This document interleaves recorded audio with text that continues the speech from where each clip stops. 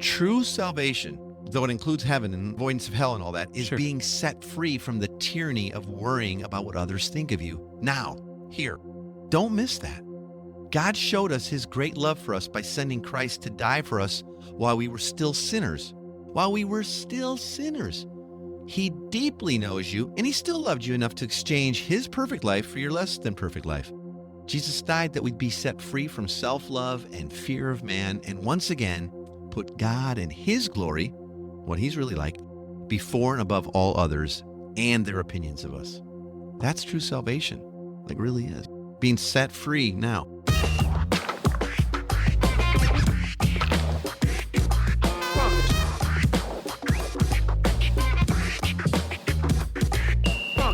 Welcome to the Everyday Disciple Podcast, where you'll learn how to live with greater intentionality and an integrated faith that naturally fits into every area of life. In other words, discipleship as a lifestyle. This is the stuff your parents, pastors, and seminary professors probably forgot to tell you. And now, here's your host, Caesar Kalinowski. Hey Heath, how's the summer, how's mission, summer on mission? It's great. Neighborhood's gathering quite a bit. We're having meals together. We're seeing the neighbors a lot. We're doing vacation. We did camping with one of the local neighbors. I noticed that you, when I came over today, you have a happy hour sign in your, just kind of right behind the front door. Like, Yeah, like I just missed something. Yeah, we had a little happy hour last night, neighborhood happy hour. How was it? As my wife likes to call it, the hump day happy hour. I love Because it. it was Wednesday, you know. Yeah. Yeah, we're recording this on a Thursday. It was great. Our neighborhood is the most partying neighborhood I've ever moved into, been a part of. And they have a very active Facebook page that takes care of everything. And all you have to do is post it. And literally, we kind of like spaced posting when, yesterday's Wednesday's thing till Monday. Okay. Boom, tons of people. And it was supposed to be 5 to 7, and it was till, 9. And then half the people went to another house. I found out this morning when I was on my walk running into all the other same neighbors Sure. that they were there till like 2. Oh. So it's happening. So we got another one planned in 3 weeks. Oh, fun. And people were like, done. So it's becoming a predictable pattern, and that's a cool great. thing. Yeah. So I love it, man. a lot of fun, a lot of stuff, and always surprising where the conversation goes. You're talking about nothing, and all of a sudden you're talking about something. Yeah. It's just not that hard. And I haven't met all your neighbors. I mean, I've met a few of them. You've got some cool people in this neighborhood. There's some great people in this neighborhood. There really are. Super diverse. And in Love it. some ways, like last night, we were definitely the oldest people. We're not that old, but we were there, and a ton of kids. Maybe I'll post some pictures from it last night. Fun, yeah. Okay. Hey, let's get into a review from user SJN8, who says, "This is a podcast I don't miss. The insights and encouragements each week are great. I've learned a lot and have begun to implement some of these ideas in my context. I'm grateful that I stumbled upon this gem." Well, we're grateful that you stumbled too. Yeah, we really are. I hope it's working well in your Glad context. you're here. The water's fine. Come on in. So, Come on in. All right, man. Let's get into this because I'm super excited about the topic. We want to explore today why we're so caught up with what others might think of us and possibly why we need to stop worrying about it so much. Why do you think it is that we worry so much about what other people think? yeah. Well, the way you said that though seemed loaded, Heath. So I'm a little off. You got me back on my heels. It's coming. Well, I think to feel accepted is a universal human desire. Okay. I think we were born, created back all the way back, but all of us were born and created to live in these grace-based environments with God. And so we have this universal human desire to be accepted because that's how it's supposed to be. God looks at us and accepts us. Yeah. Muck and all, right? Yep. But sometimes that need to be accepted takes center stage, and what others think about us takes on way more importance than maybe what we think about ourselves or even more importantly, what God thinks of us. Sure. Okay. Now, some of you know this author, Brené Brown. Yeah, I love her. Yeah. I mean, just go Google her or look on YouTube. Oh my gosh. She says this in the book. She says, healthy striving is self-focused. It's you're asking yourself, how can I improve here? Okay. I know as Christians, we're not supposed to strive, but take it in context. So it's like, how can I improve? Okay. That's okay. Healthy. How can I do better? Yeah. How can I serve this person better? Perfectionism is other focused. Like, what will they think? So in other words, anything you're doing in life or trying to do a better job or be more generous or whatever, it's all got like a hinge connected to it that's swinging that says, well, what will others think of me? Sure. So perhaps your childhood caregivers were emotionally distant, however you were raised. Maybe they were physically or verbally abusive, or they set impossible standards. That can lead to us being so worried about it. Sure. Maybe you were bullied at school, like really brutally, and that made you like always on edge about what people are thinking or what's going down or whatever. Or maybe you felt as though you never measured up in a competitive sort of comparison culture that we live. Or maybe you don't even know the reasons, okay? But we've got this sense of self, right? We all do. We're image bearers, but we don't always know that or think about it. And we've got broken identities. Yeah. Our whole lives, for whatever the reason, we've been trying to measure up, trying to prove ourselves. We have fear of man issues. There's this, we talk about it all the time on the show, do to be. Like, am I doing enough to equal this, to be this in your eyes, all that? It's backwards. Yeah. And I think part of what's going on and why, I mean, if I get right to the nub, brother, why we're so worried about what others think is the ultimate idol of self is at work. I really love me. I love myself. Sure. I want to protect myself. I want me to look good. I want me on the throne, if I'm just going to be honest with you. Yeah. And so I'm really caught up with what others think. And that's not just in like, hey, how does my hair look today? Or like, these pants don't fit any like they used to, whatever. Sure. There's that. Oh, there's all that. But there's also, am I being perceived as right and the smartest and valuable and desirable and people want me around and all that? Man, so much that's caught up in the idol of self. Yeah. It reminds me, not to be too insensitive jumping back right now, but just a couple episodes back, episode 173, we did talk about how to crush idols and counterfeit gods in your life. And occasionally we don't even look at ourselves as an idol, but it's there. And like I said, there's stuff that happens in our past and bullying and abuse and all that also feeds it. But the thing behind the thing behind the thing, it's this idol of self. And we're trying to, we're trying to manage everything. And we have to like back off on that. We need to relax. It reminds me of a Keith Green song called Make My Life a Prayer to You. And he has a line in there that says, I want to thank you now for being patient with me because it's so hard to see when my eyes are on me, right? Which is just a great line. And it makes me think about how much more freedom we'd have if we could actually get our eyes off of ourselves for a few minutes. So what is it that you think, like, how can we relax a little bit? How can we stop worrying about what others think? And then I want to follow that up with a question, because I'd be curious to talk about how we really need to stop worrying about what certain and specific people think if we're really going to care for others and live on mission properly. Okay, great. And that's an important distinction. We're going to get into that. So here's just some tips, okay, and pointers, I think, on how we can begin to relax a little bit, all right? Okay. And stop worrying about it, okay? First is keep everything in perspective, all right? It's been said that people would care a lot less about what others think about them if they knew how little others think about them. And it's true. If you're worried about how you come across to someone you've just met or had a conversation with, keep in mind, they're probably doing the same thing. They're focused on how did I do? What did he think of me? Well, Yeah. And that's the world. Overthinking it, yeah. And I think a big part of salvation is that's gone. That's been removed. We're not worried about it because we're secure in who we are in Christ and our identity and authority and privilege. Second, lose the crystal ball that you don't have. And what I mean by that is we so often immediately create a list of a bunch of ways the other person is thinking, like I just did this or that didn't feel right, or like I did my best and I wonder what they're thinking. And we create this list. What are they thinking about us or what we just said? And all of it's usually negative. And we really don't know what they're thinking. We don't have a crystal ball. So lose it. Like forget it. Also remember, love always hopes the best for a person and in the situation you're in. Love hopes. 1 Corinthians 13. Love hopes. So don't immediately think, here's the 10 negative things they're probably thinking. Sure. Love hopes. 2 Corinthians also says that we're to take every thought captive. Our thoughts. Can't worry about theirs. You don't know what someone else is thinking. Sure. Only God knows the thoughts of another person. So lose the crystal ball. Third, I'd say, let go of perfectionism. Okay. It's great in life to want to do good, get better. Sure. No one's perfect. We all know that, but it's okay to want to do things well. But it can be hard to shake the feeling that if you just get things right or had said the right or perfect thing, well, then you'd be more loved and admired or get the result you want. But perfection it's an illusion. Yeah. And what people think about you has more to do with them than you, which leads to the next thing, which is really the biggest issue. And that's Ask yourself, what lies are you believing about God or yourself or the other person? Hmm. And that's what's going on a lot when you're thinking about, why am I so worried about what that person thinks? Well, what lies are you believing about them? Yeah. Well, they've never liked me. How do you know that? Yeah. Yeah. Or lies about yourself. I've always been this way. I never this, or I suck at that, or Hmm. I don't have this, or it's like, and more importantly, what are you believing about God? Who's sovereign here? Who changes hearts? Yeah. Who created you exactly the way you are and loves you the way you are? Yeah. And he's without weaving together this tapestry of people and humanity and situations to show his glory.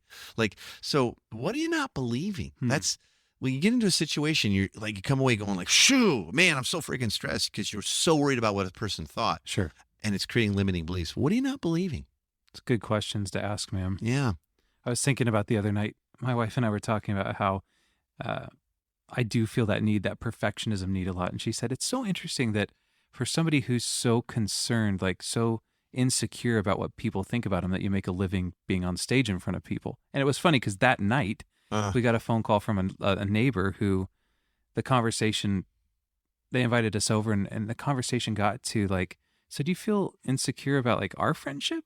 And I was like, yeah, because I always walk in thinking, what are you guys thinking about me? And they're like, Heath, we love you. How are we not showing you that we love you? Like, it makes us sad you feel that way. And, See, right to that thing of like, you're not believing yourself. Like, Yeah. I'm not worthy, so they must not. and then I'm projecting on them untruths. And then now they feel the guilt of like, well, we're not showing you that you're loved enough. So that's on our fault. And it's like this spiral is But do you see how that connects back to what you're not believing about God? Yeah. See, you don't really believe, I'm saying you, like it's just you, Heath. You're the only guy, you know.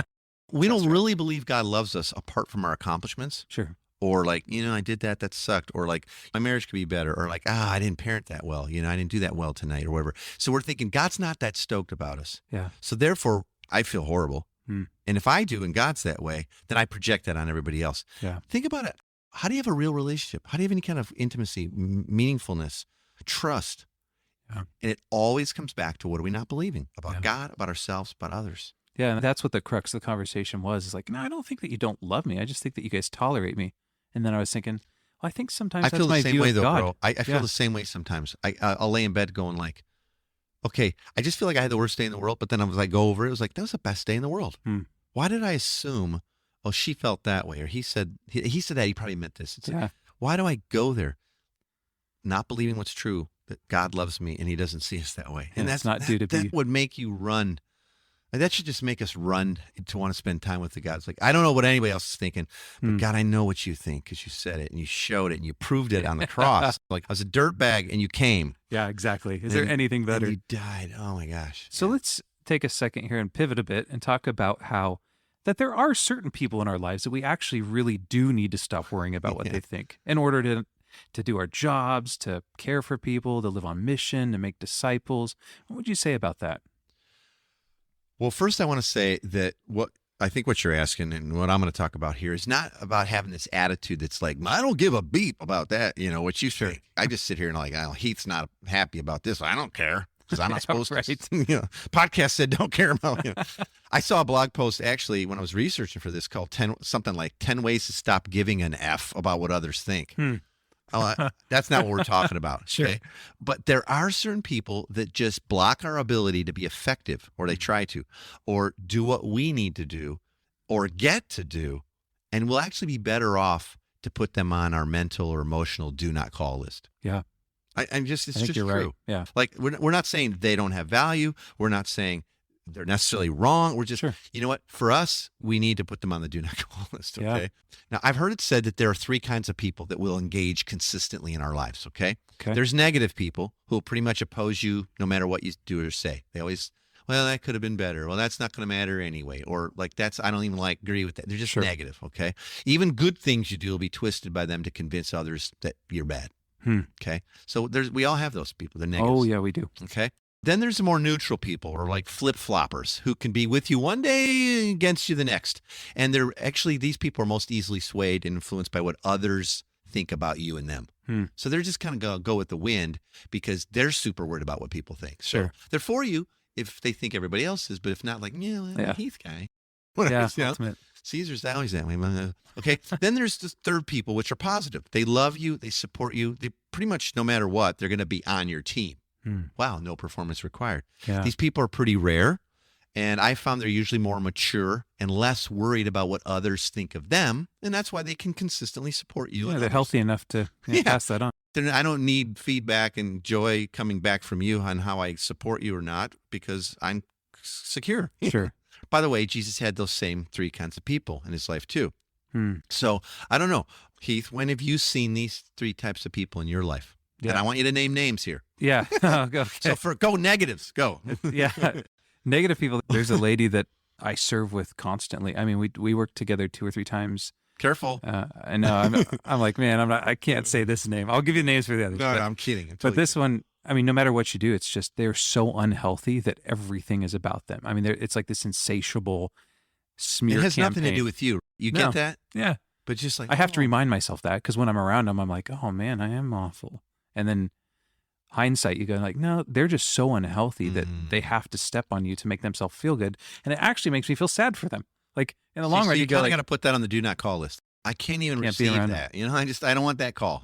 I've worked with many people and some people in my travels that are kind of neutral, like especially in the industry I was in with music. It was like, I mean, people are using you and they need you for this, and then your friend, and then something comes up and they get a better offer and then they're flopped. And so, Yeah, what have you done for me lately? yes, those, questions Right. like that are like, hey man, I think you owe me a couple of these. And you're like, oh, are we keeping tally? Because I think Wow. Corinthians talks about that too.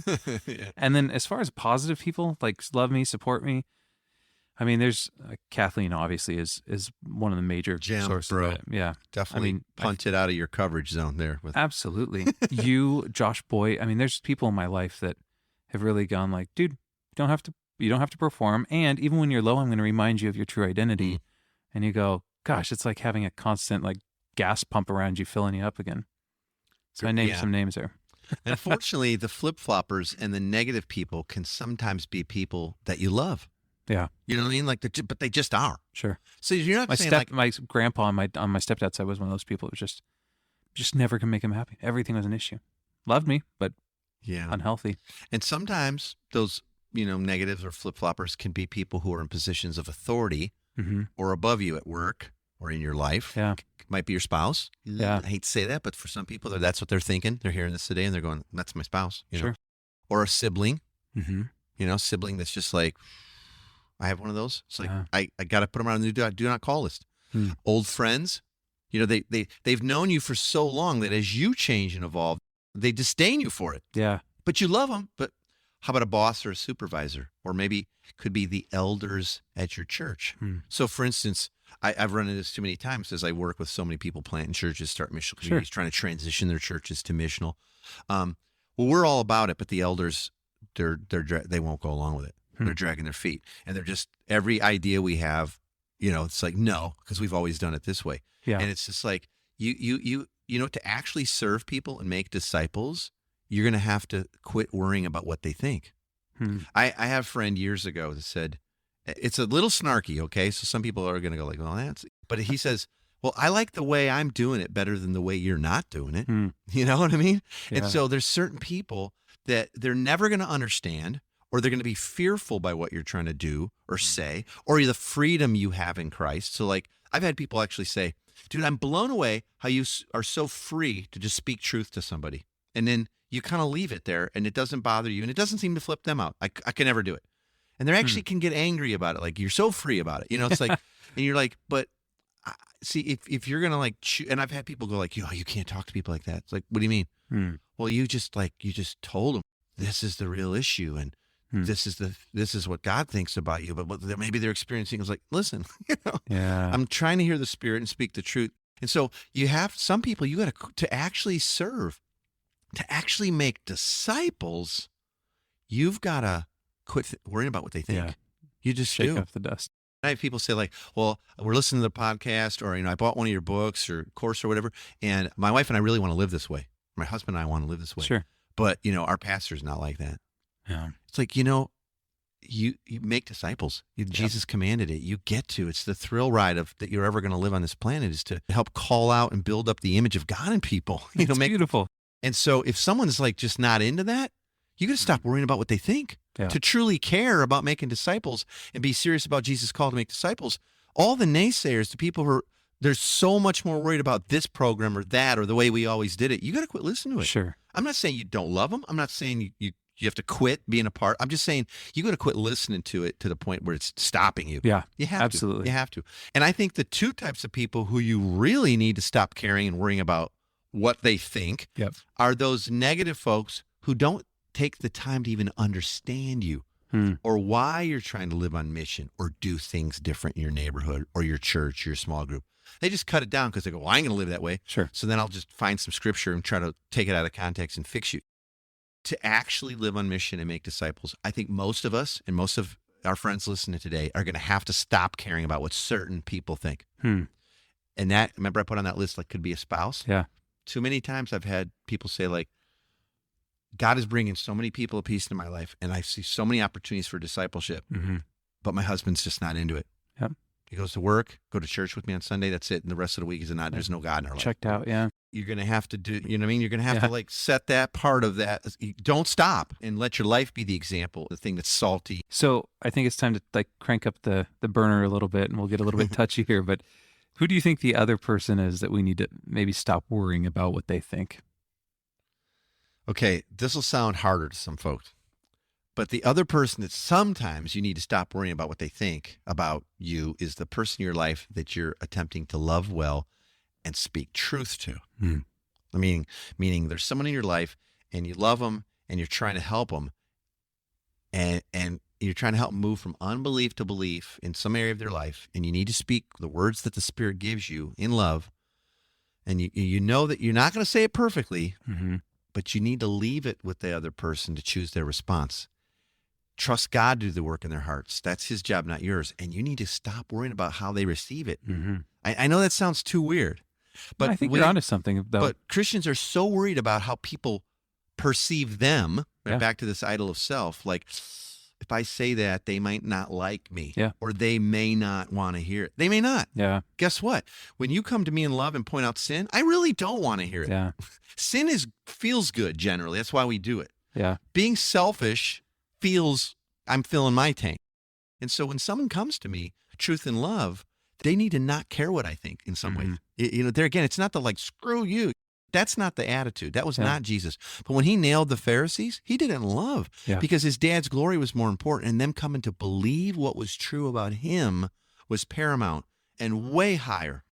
Again, this is not a license or suggestion to drop bombs on people and say, well, whatever.